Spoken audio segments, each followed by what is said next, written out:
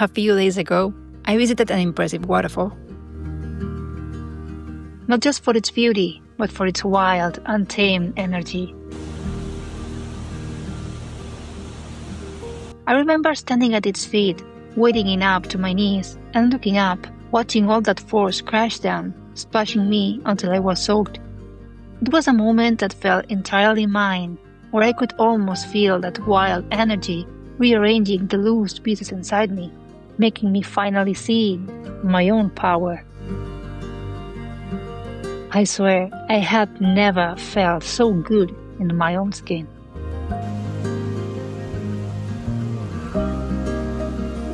You know what? For as long as I can remember, my self-esteem was always somehow tied to other people's validation. I didn't even realize it. Of course, I read self-help books, tried to follow all their advice, but nothing. I always ended up thinking that if only I were this or that, life could be better. You know, if I were prettier, smarter, thinner, more normal, less of a dreamer, more compliant, always more.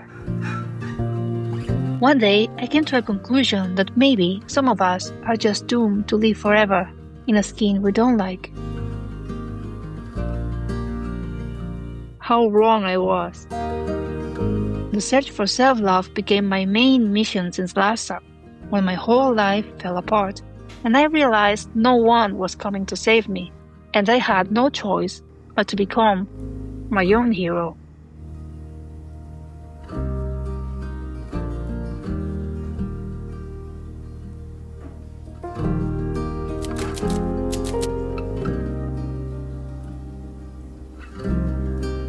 I think many people don't really know who they are.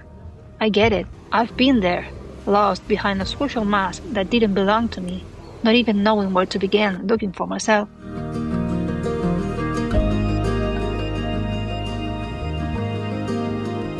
Now you're seeing this version of me, the real one. But remember, I became a police officer. Imagine how deeply I buried my essence. For years, I locked away my high sensitivity, my unique way of thinking and seeing the world. I let go of drawing, of writing. I even let go of a part of my femininity. I started by analyzing every part of myself to find out who I was, what I loved doing, what I couldn't stand, how I reacted around certain people, my physical appearance, my values.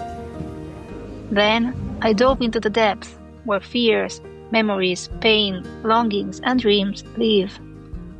I felt it all, wrote it all down, and questioned everything. I rediscovered myself in my full essence, the good and the not so good, without judgment, accepting that this was me, raw and whole. And you know what? It hurt to realize how cruel I had been to myself for so many years. Now, I've accepted that I'm a creative being, the kind who stops to marvel at the scent of rain mixing with tropical flowers, even if the person next to me thinks it makes no sense. Do you know what makes you, you?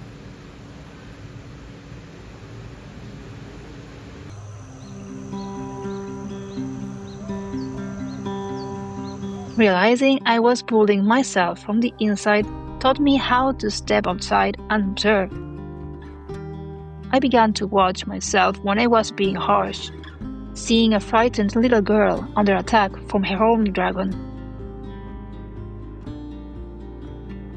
That's when I started speaking to myself with kindness, just as I would to a friend, a child, or a little animal.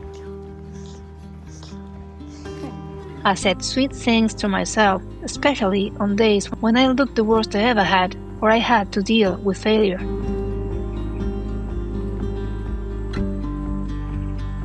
At first, it felt strange. But with time, this practice connected me with the woman you see today. It's not about mirror affirmations. It's you talking to you with maturity and compassion.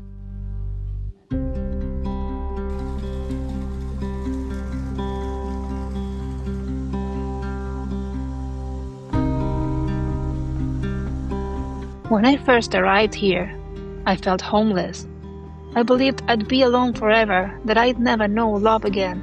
I remembered I had no job, no money, that my life was a mess, and here I was, draining my bank account even further. But after visiting that waterfall, I realized something. That I actually am whole.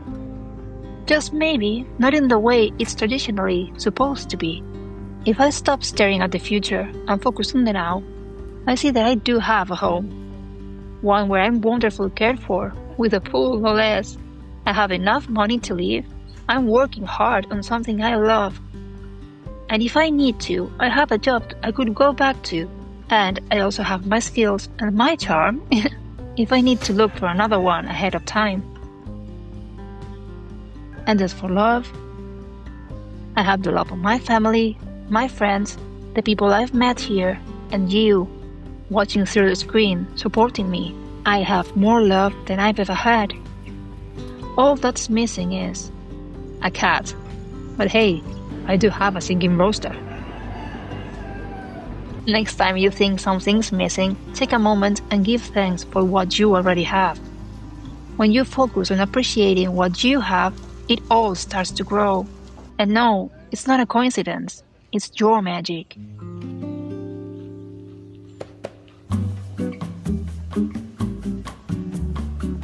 I have to admit, YouTube helped me with this. And I used to hate being on camera. But once I started filming myself, I noticed something in the blooper clips, a certain essence that felt very me, and honestly, I liked it. I started complimenting myself and playing with the camera, just for me. It was fun.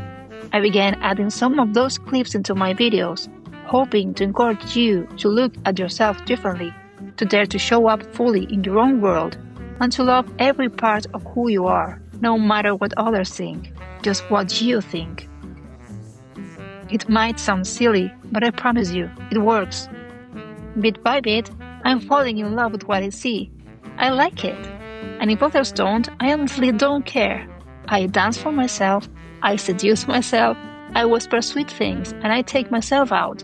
I get dressed up just as I would for a date, and I have a great time with me.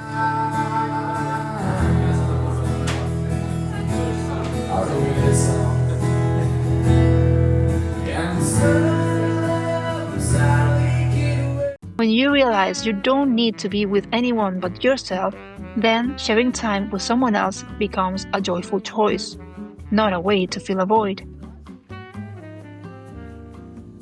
I can feel your heart pound, beating like a kick drum. Love it when I'm this drunk. Ooh, yeah, I could find fire burning for you all night. Love it when I'm this high. None of this happens overnight. It's a long and slow journey that, if I'm honest, probably lasts a lifetime. That's why it's important to find a place where you can return and recenter when you feel lost. It can be a physical place, somewhere you can watch the horizon alone and reflect. It could be 2 hours of working out at the gym, or it could be a mental space like my little world of birds.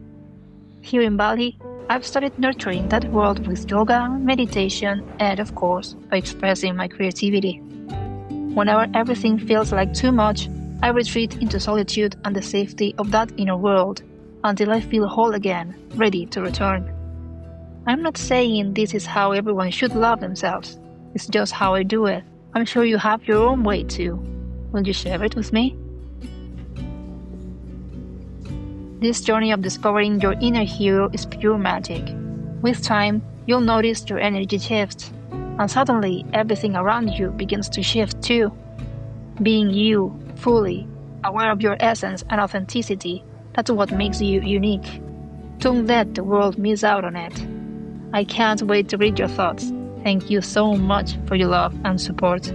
I'll see you next week. Take care. Sending so much love. Goodbye.